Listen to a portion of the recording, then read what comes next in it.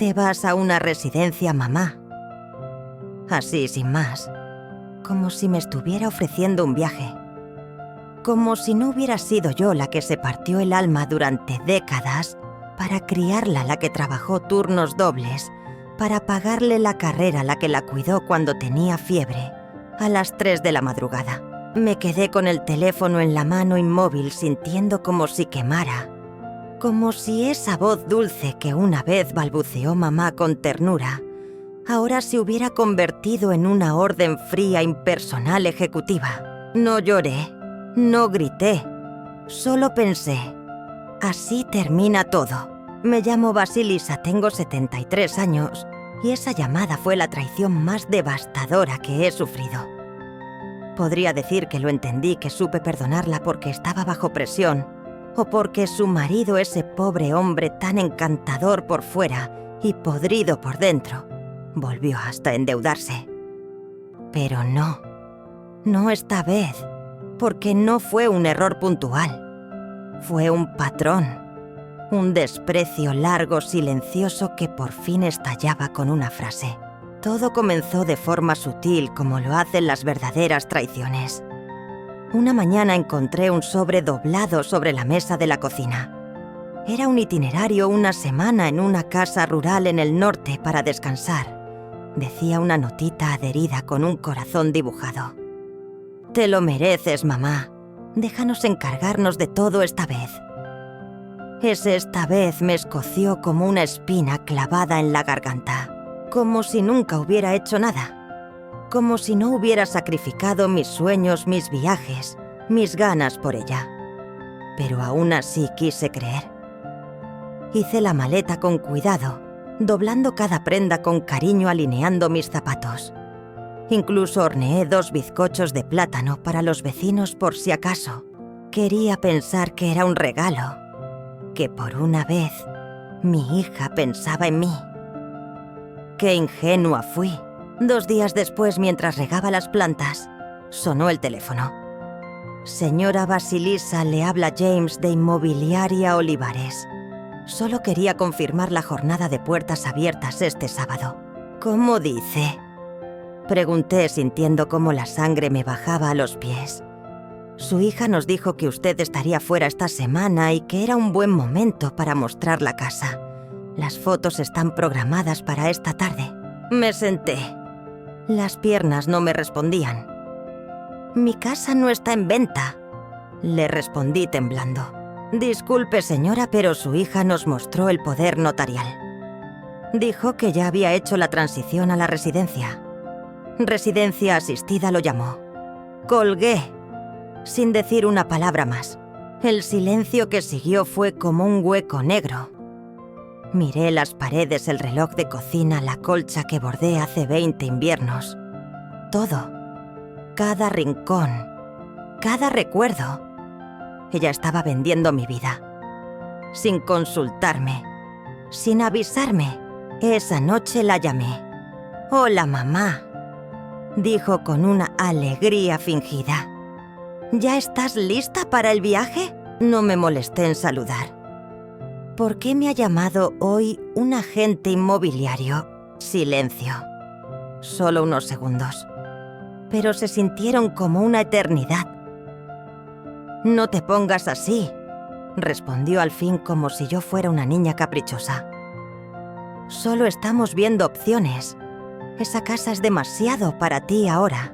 «¿Demasiado para mí?». «La casa que acabo de limpiar entera el sábado pasado, en la que reparé una fuga hace 2 días, donde cambio bombillas, barro, riego, cocino y hasta quito la nieve cuando nieva». «Mamá, ya no puedes con eso. No es seguro. Y por eso mentiste. Dijiste que tenías poder legal sobre mí, porque si te preguntaba dirías que no. Siempre dices que no. Eres terca. No entiendes la presión que eso pone sobre los demás». «¿Presión? Yo pongo presión. A ti, que te hice la declaración de la renta el año pasado, que te presté 5.000 euros cuando tu marido perdió todo en apuestas, que cuido a tus hijos cada jueves sin falta. No lo ves, pero es por tu bien. En ese momento lo supe. No me veía. No como persona. Para ella era una molestia, un estorbo, un impedimento legal entre ella y la solución a sus deudas. Colgué y me quedé sentada, en silencio. Por primera vez en años lo dije en voz alta. Mi hija ya no me quiere. O quizá nunca me quiso. Solo quiso lo que le daba. No dormí esa noche. Caminé en bata por el pasillo acariciando el pasamanos que lijamos juntas una vez. Miré el marco de la puerta con las marcas de su altura año tras año. Toqué el sofá donde se quedó dormida con fiebre cuando tenía 6 años. No paraba de repetirme: ¿cómo llegamos aquí? Recordé cuando vendí mi coche para ayudarla a comprar el suyo. Cuando le di mi anillo de compromiso porque ella no podía comprarse uno. Cuando confirmé la hipoteca con su marido. Cada vez me decía mamá solo esta vez. Y yo siempre decía que sí, pensando que algún día lo agradecería. Ese día nunca llegó.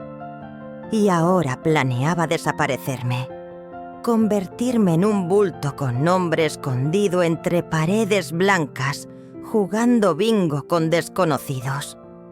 No iba a desaparecer en silencio. Esa noche decidí que ya no me ibas a callar. Que si mi hija me veía como un obstáculo, entonces lo iba a ser. No por venganza, sino por dignidad. Y esa fue la primera noche, en mucho tiempo, que me sentí despierta de verdad.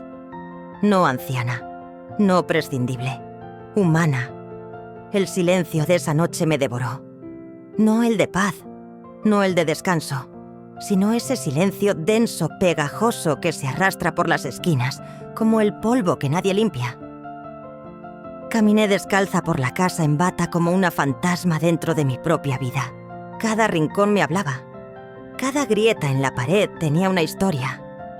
Ahí, junto a la ventana, se le cayó el primer diente. En ese sofá me abrazó llorando, porque la insultaron en el colegio. En la cocina se sentaba con las piernas colgando, mientras yo le hacía la merienda. Todo estaba lleno de ella, y ahora ella quería borrarlo todo. Con una firma, con una mentira, fui a la cómoda del dormitorio. Busqué una caja antigua donde guardo cosas que me niego a tirar. Ahí estaba, una tarjeta de cumpleaños, color rosa con letras torcidas escritas por una niña de 7 años. Mamá, eres mi sol. Sin ti, todo sería oscuro. Me senté en la cama sintiendo cómo se me rompía algo por dentro. ¿Dónde se fue esa niña?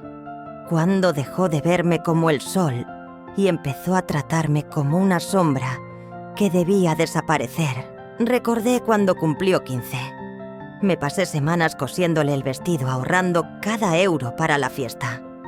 Ella me dijo: no es como los que llevan mis amigas, pero bueno, gracias. Duele más un gracias sin alma que una bofetada. Cuando cumplió 17 le pedí que llegara antes de la medianoche. Gritó que le arruinaba la vida. No me habló en 2 días. Después chocó el coche. Lloró. Me suplicó que no se lo dijera a Yusa, su padre. Pagamos la reparación con los ahorros del supermercado. Nunca lo mencionó otra vez. Después de la universidad volvió a casa por unos meses. Pasaron 2 años. Una noche trajo a su novio. Cuando me presentó dijo: es mi madre. No molesta. No molesta. Como quien habla de una planta en una esquina. Sonreí. Y luego lloré en el baño con la mano tapándome la boca para no hacer ruido. El día de su boda, eligió a su suegra para caminar con ella al altar. Dijo que era un gesto simbólico. Yo lo entendí como otra forma de decirme que no encajaba. Me puse en segunda fila. Aplaudí. Sonreí para las fotos. Y tragué, como siempre. Porque eso es lo que hacía. Tragar. Justificar. Perdonar. Cuando su marido perdió el empleo y llamaron llorando porque no tenían ni para leche, vacié medio de mis ahorros y se los mandé. A la semana subieron fotos de su viaje a Sierra Nevada. Esquí. ¿Chaquetas a juego? Le pregunté. Me respondió. Ya lo habíamos reservado, mamá. No podíamos cancelarlo. ¿Tú entiendes? Mentí. Le dije que sí, que entendía. Cuando nació su segundo hijo me presenté con caldo, mantitas tejidas y pañales. Ella estaba al teléfono. Ni colgó. Solo me hizo un gesto con la mano. Guardé todo. Besé al bebé. Y me fui sin un abrazo. Ese patrón, esa distancia, ese desprecio callado, se convirtió en la norma. Cada vez que pedía algo yo decía que sí. Cuando necesitaba algo ella siempre estaba ocupada. Cuando estuve internada por una operación vino una vez. 15 minutos. Dijo que tenía recados. Aún recuerdo el sonido de la puerta cerrándose tras ella. Y el silencio que quedó después. Y sin embargo yo seguía. Seguía siendo la madre. La que no molesta. La que aguanta. La que está. Pero esa noche, esa maldita noche en que me enteré que quería vender mi casa a mis espaldas, algo cambió. Me di cuenta de que no era amor lo que ella sentía. Era conveniencia, dependencia, costumbre. No me veía como una mujer, ni como su madre.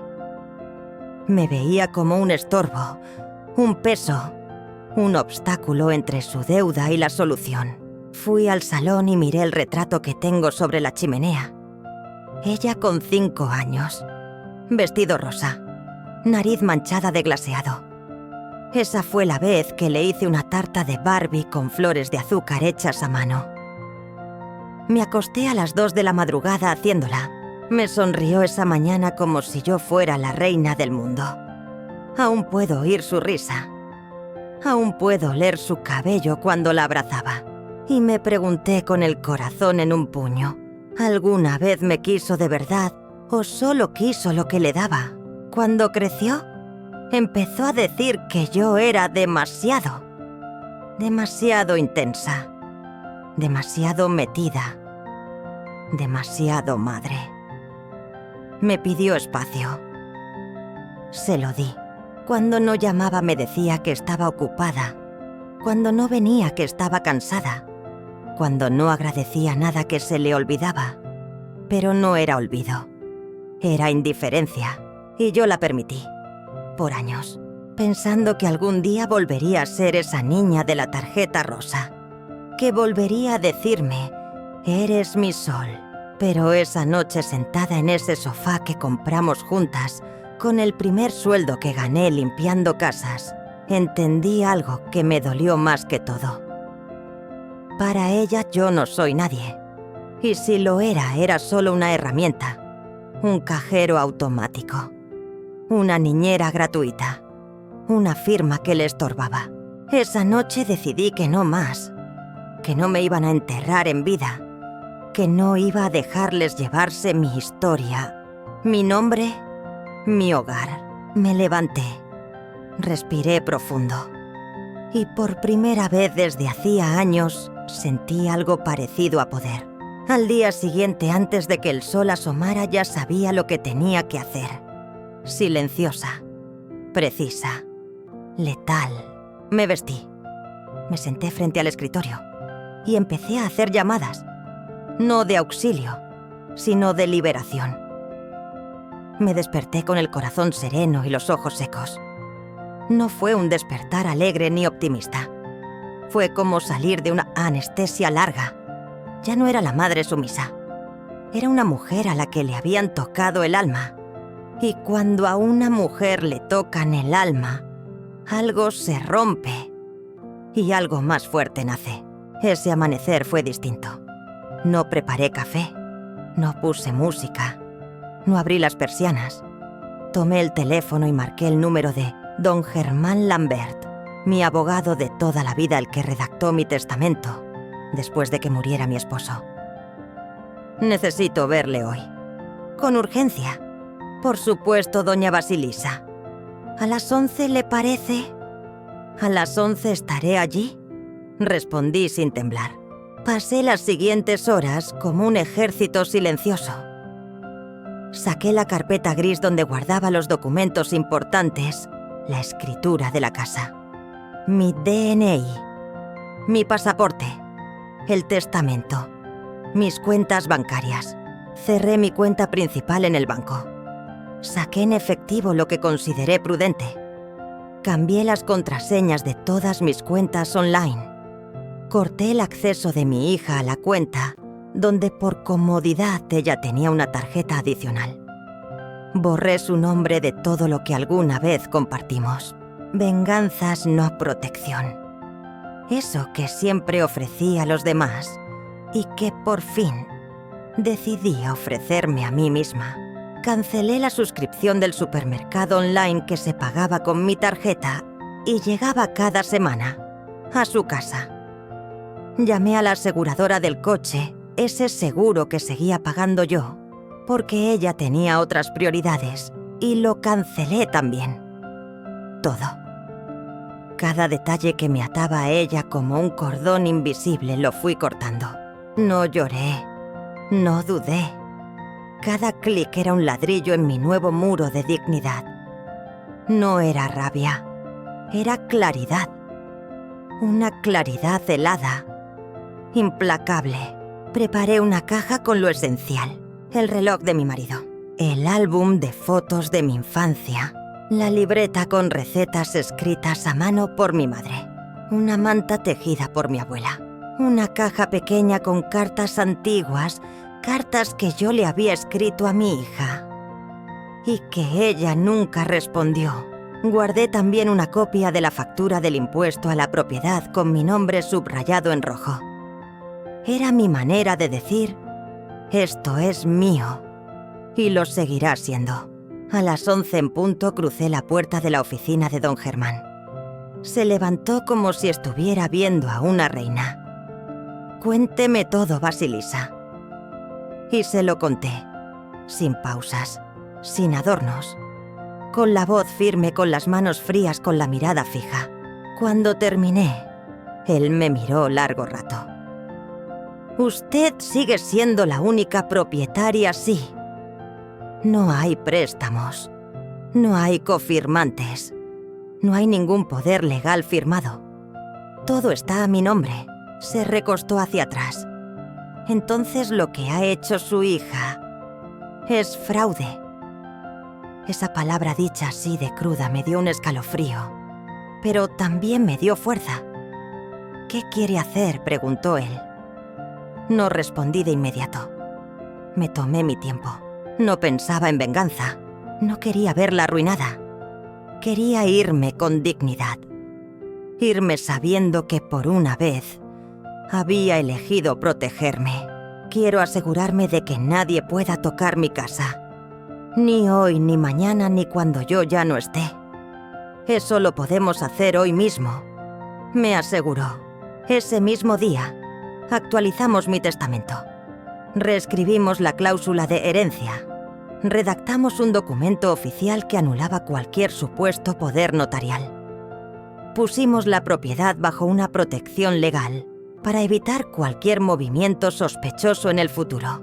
También quiero dejar instrucciones por escrito de lo que haré en las próximas semanas. Añadí, por si acaso. Don Germán me miró con respeto. No con lástima, con respeto. Por primera vez en mucho tiempo sentí que alguien me veía como una mujer, con voz, con valor, con historia. Volví a casa al atardecer. Abrí una botella de vino que guardaba para ocasiones especiales. No era un brindis alegre, era un brindis solemne. Por mí, por mi silencio que se convirtió en decisión, por mi amor que ya no se deja pisar. Encendí la lámpara del pasillo y me senté a escribir. Una carta. No para mi hija, para mí. Basilisa, no estás equivocada por amar tanto. No estás débil por haber dado todo. Pero ya es momento de dejar de mendigar afectos. Tienes derecho a empezar de nuevo. Tienes derecho a vivir sin miedo. Doblé la carta y la guardé en mi diario junto a una flor seca. Afuera la noche había caído, pero en mi interior algo se había encendido. Esa misma noche comencé a desempacar. No todo, solo lo que tenía alma. El resto lo dejaría atrás. Como se dejan los muebles viejos que ya no sostienen. Como se dejan las heridas que por fin cicatrizan. No avisé a nadie, ni a los vecinos, ni a mi hermana, ni siquiera al cartero. Quería que mi partida fuera mía, íntima, firme, silenciosa.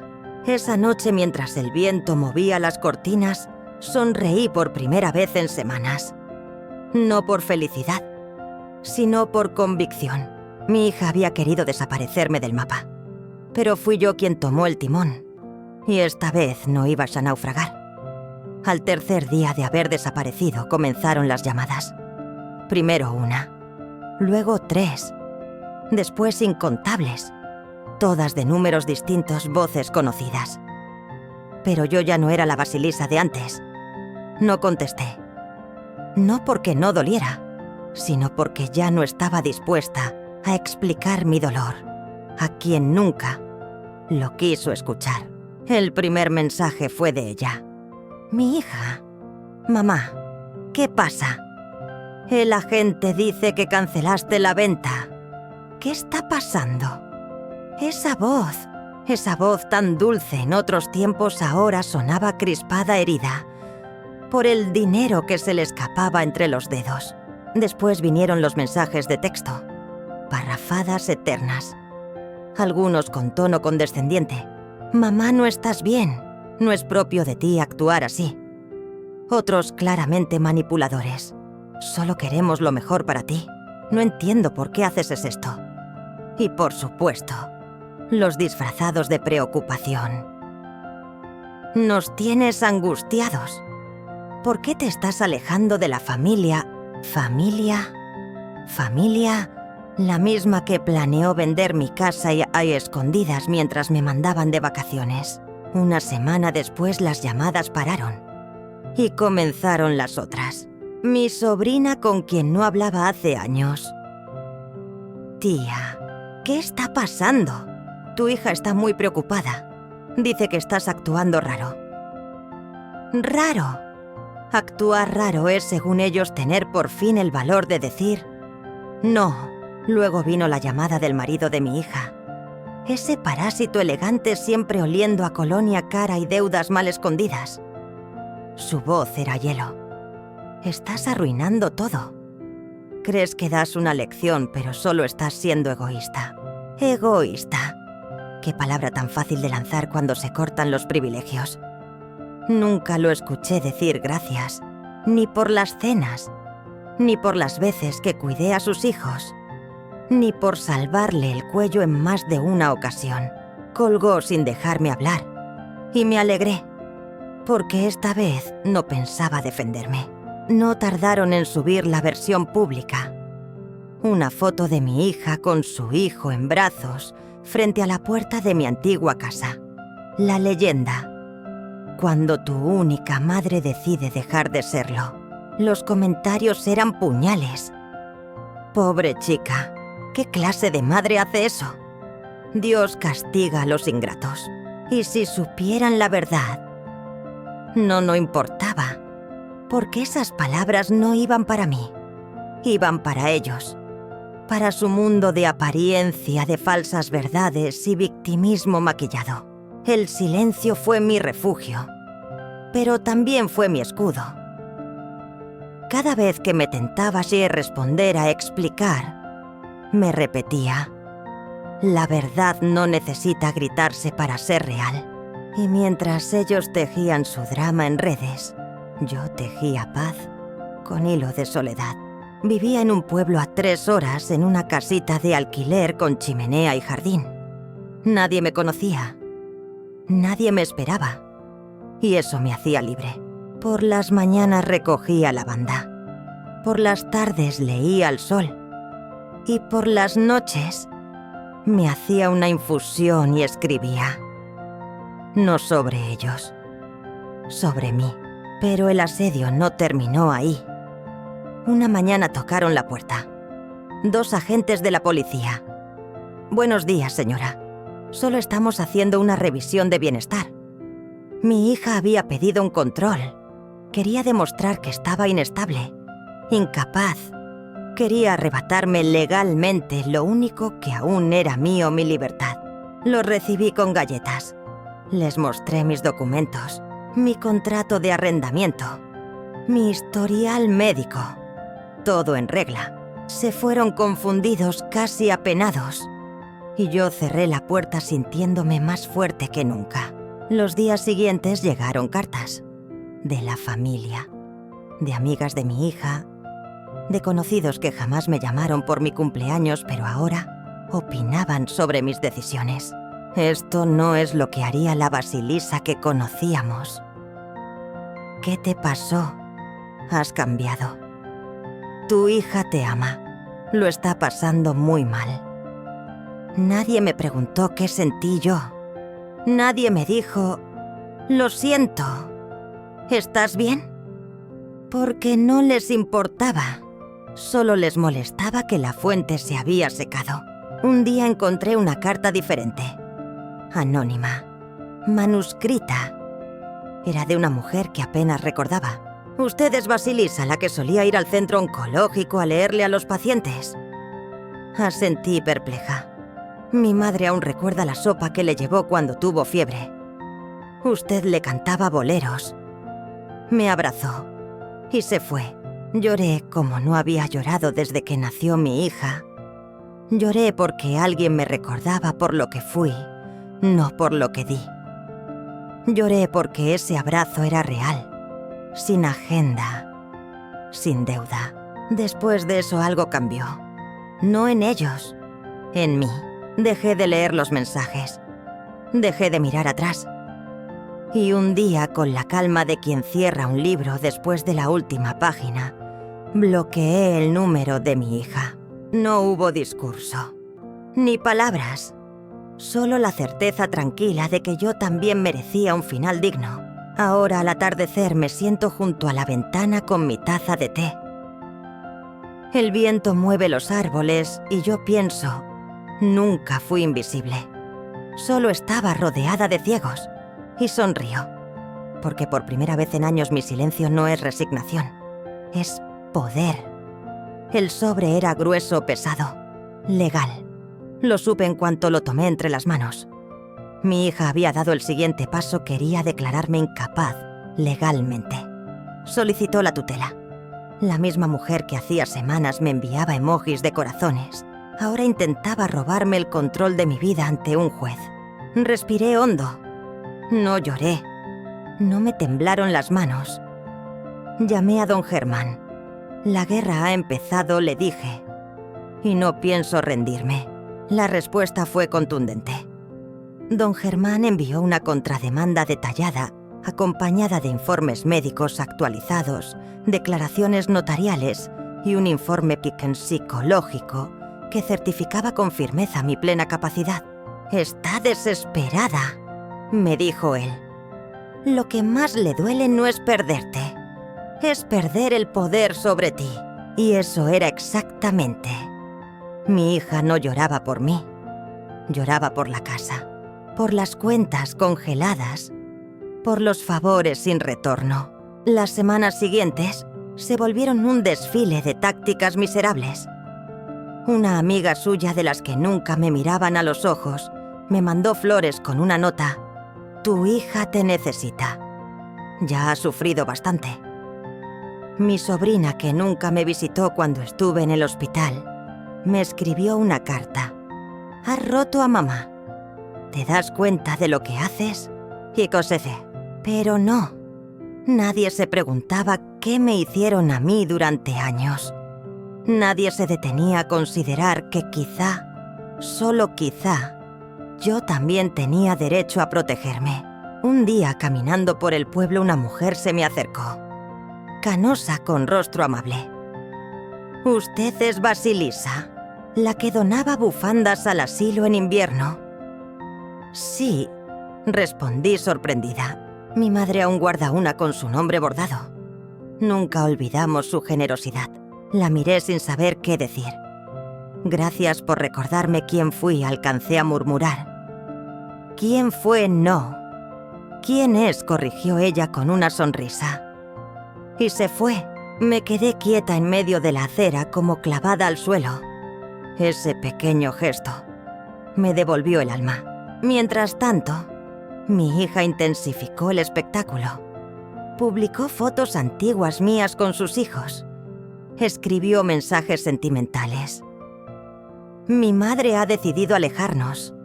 No sabemos por qué. La echamos de menos. Sus seguidores la consolaban. Algunas personas mayores se vuelven amargas. No te sientas culpable. Has hecho lo que has podido. Quizá tiene demencia. Y ahí fue cuando sentí la puñalada final. Demencia.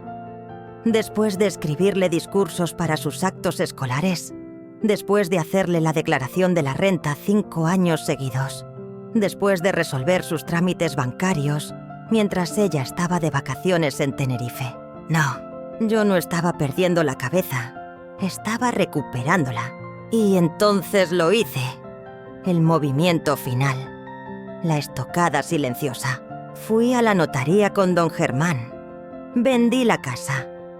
A un fondo solidario que construye residencias para mujeres mayores, sin recursos. La condición: que una parte del dinero fuera donada al hospicio local. El resto transferido a una cuenta solo a mi nombre.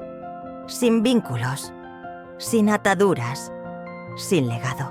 Esa casa que ella quiso vender a mis espaldas ya no sería su herencia. Sería mi símbolo de libertad. Antes de irme del pueblo preparé una caja.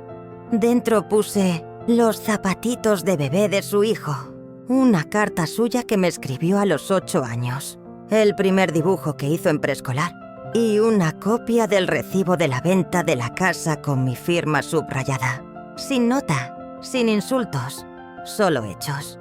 La dejé en el escritorio de don Germán. Él sabría qué hacer con ella. No necesitaba verla abrirla. Solo quería que entendiera finalmente lo que había perdido. Me mudé al norte. Un pequeño pueblo costero donde nadie conocía mi apellido. Alquilé una casita con jardín y chimenea. Planté albahaca, lavanda y un limonero joven. Caminaba cada mañana a la playa con una bufanda tejida por mí misma, sin nadie que me preguntara a quién debía explicaciones. Recuperé el placer de cocinar solo para mí. Volví a pintar, a leer novelas policíacas, a mirar las olas sin prisa, a respirar sin miedo. 2 meses después, me llegó una última carta. Era de ella, una página entera.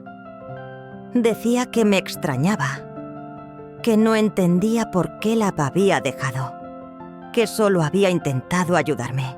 Nunca escribió "lo siento". Nunca reconoció la mentira. Nunca mencionó el intento de tutela.